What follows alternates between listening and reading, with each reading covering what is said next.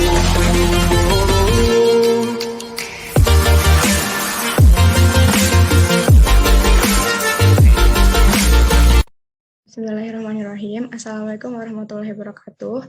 Kami dari kelompok 7, saya Ulia Sabiha dengan NPM terakhir 015.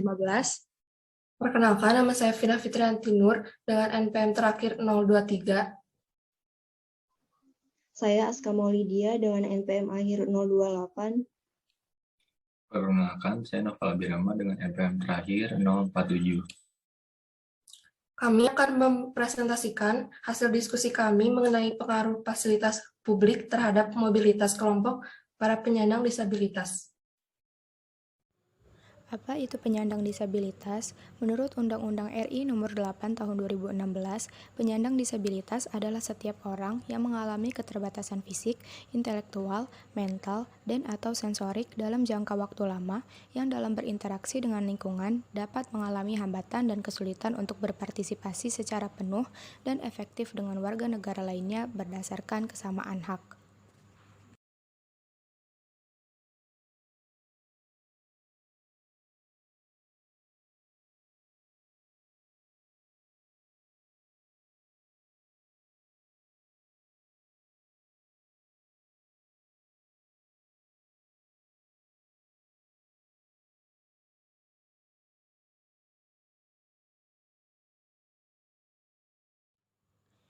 Terdapat 4 jenis disabilitas, yaitu penyandang disabilitas fisik, sensorik, mental, dan intelektual. Disabilitas fisik, yaitu terganggunya fungsi gerak, antara lain amputasi, lumpuh layuh, paraplegia, cerebral palsy atau CP, akibat stroke, akibat kusta, dan orang kecil. Kemudian disabilitas sensorik, yaitu terganggunya fungsi alat indera, antara lain disabilitas netra, disabilitas rungu, dan atau disabilitas bicara.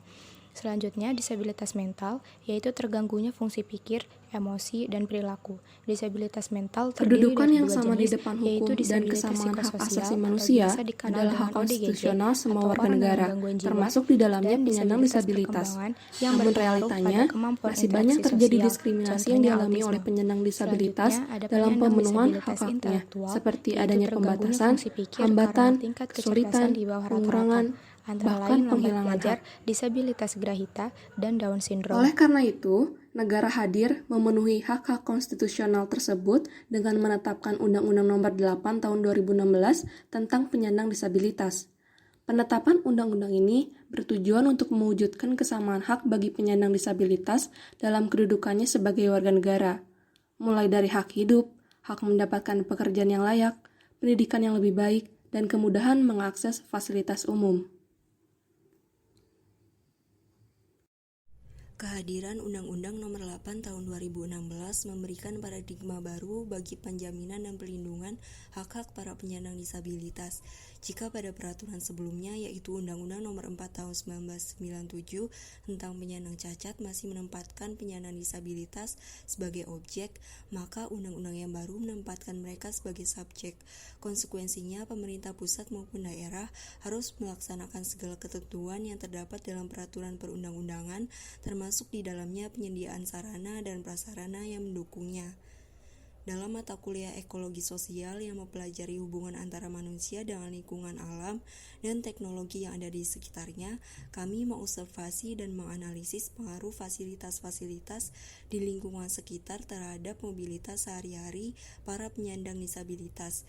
Masing-masing dari kami mempraktikkan kondisi penyandang disabilitas dalam melakukan aktivitas sehari-hari.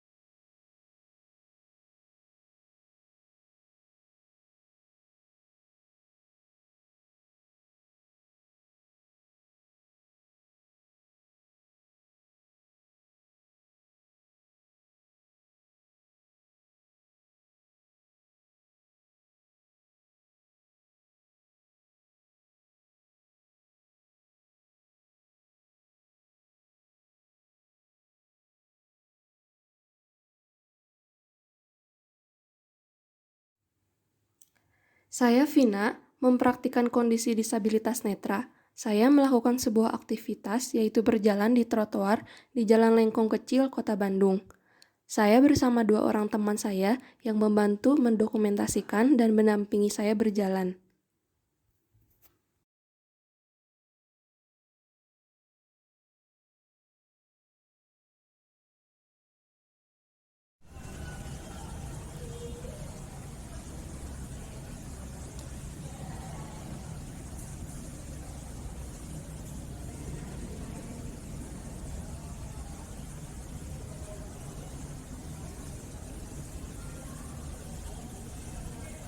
Kondisi trotoar sangat tidak ramah bagi kelompok penyandang disabilitas. Selain banyaknya penghalang, guiding block yang berfungsi untuk memberi petunjuk bagi para disabilitas netra pun rusak dan tidak terawat.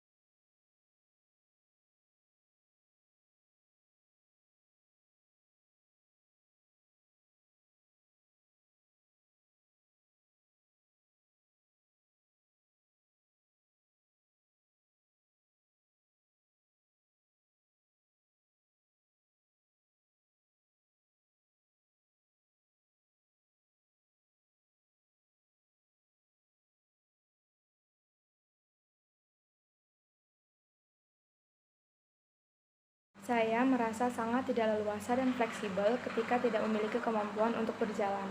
Dalam praktik saya ke perpustakaan dan saya tidak bisa mengambil buku yang jaraknya lebih jauh dari jangkauan tangan saya. Dan mau tidak mau, saya harus meminta bantuan orang lain untuk bisa mengambilkan buku. Saya merasa perlu kehati-hatian karena tidak mudah untuk menaiki tangga dalam kondisi mata yang tidak bisa melihat seperti itu. Saya masih memerlukan alat bantu yang bisa membantu langkah kaki saya agar tidak salah dalam menanjak. Saya merasa kesulitan saat berjalan di sepanjang trotoar karena kontur trotoar yang tidak merata. Saya juga merasa takut dan cemas karena terdapat banyak hambatan di sepanjang trotoar seperti pohon dan pot besar, lalu ada tiang listrik dan juga tenda-tenda ilegal. Ketika saya mendalami peran, saya merasa kesulitan saat berjalan dikarenakan struktur jalan yang tidak rata, sehingga tumpuan tongkat terhadap tanah tidak merata. Lalu ketika saya menaiki tangga, saya merasa kesulitan karena faktor tingginya anak tangga dari tangga lainnya.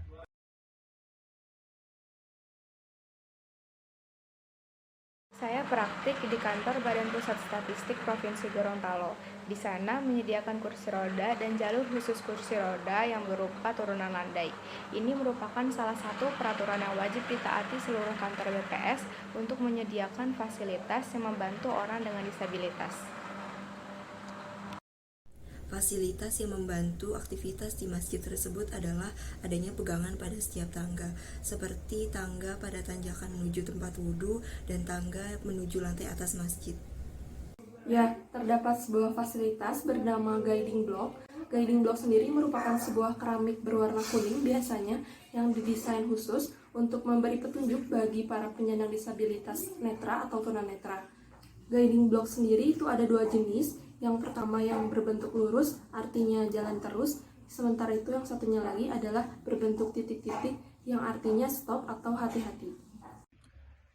Saya praktek di lingkungan sekitar rumah, tujuannya sebagaimana aktivitas keseharian. Salah satunya pergi berbelanja ke warung terdekat dari rumah. Menurut saya tidak ada satu fasilitas yang mumpuni untuk digunakan.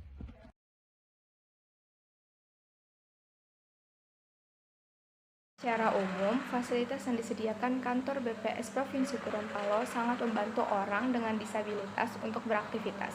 Terlebih untuk naik ke lantai atas, tidak hanya disediakan tangga, tetapi juga disediakan lift yang juga bisa memudahkan pengguna kursi roda. Keberadaan lingkungan fisik yang didesain untuk membantu kelompok disabilitas bisa menjadi faktor pelindung bagi mereka. Contohnya, pegangan pada tangga itu, meskipun terlihat sepele, tetapi bisa mendorong rasa aman bagi penyandang tunanetra ketika menaiki tangga. Karena jika tidak ada pegangan, maka akan sangat membahayakan. Mereka bisa terjatuh, tergelincir ketika menaiki tangga saat tidak ada pegangan di kedua sisi tangga tersebut. Dengan fasilitas guiding block yang mayoritas sudah rusak, menghambat aktivitas para penyandang disabilitas, khususnya disabilitas netra. Kondisi jalan yang tidak merata pun ini beresiko besar membahayakan mereka.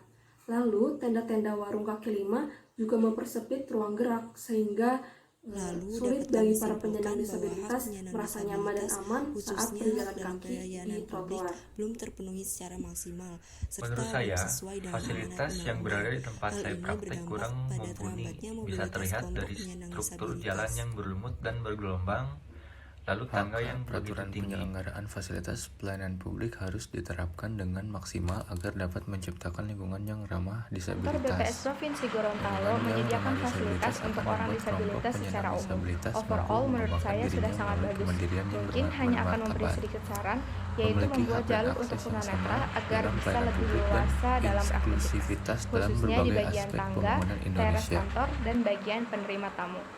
Hal ini sejalan dengan salah satu teori yang Menurut saya, menjelaskan hubungan rekomendasi antara lingkungan fasilitas yang fisik dengan seharusnya perilaku dibangun di manusia, masjid itu yaitu untuk membantu stimulation kelompok theories. disabilitas adalah Teori dengan ini pembangunan berfokus rute pada khusus, lingkungan rute fisik khusus sebagai dari sumber tempat masuk informasi masjid, kemudian sensorik ke yang tempat wudhu penting dan bagi ke kesejahteraan tempat manusia. sholat. Dan di Stimulasi rute khusus tersebut itu dapat dipasangi berupa cahaya, tembok warna, untuk panas, tekstur, membantu aroma, atau penyandang dapat juga tunanetra berupa dalam bangunan, berjalan, jalan, karena dan akan taman. sangat sulit jika Teori tidak stimulasi didampingi atau mengemukakan bahwa mereka pola tidak stimulasi familiar dengan mempengaruhi lokasi pemikiran, masjid perasaan, tersebut. interaksi sosial, dan kesehatan. Rekomendasi Terdapat saya dua macam terkait lingkungan fasilitas fisik, yang harus yakni natural environment direalisasikan, dan yaitu built pegangan tangga ketika environment. menaiki tangga dan Untuk jalan mendukung yang mobilitas harusnya rata kelompok dan tidak disabilitas, bergelombang. built environment harus didesain dengan mendukung lingkungan yang ramah bagi kelompok penyandang disabilitas.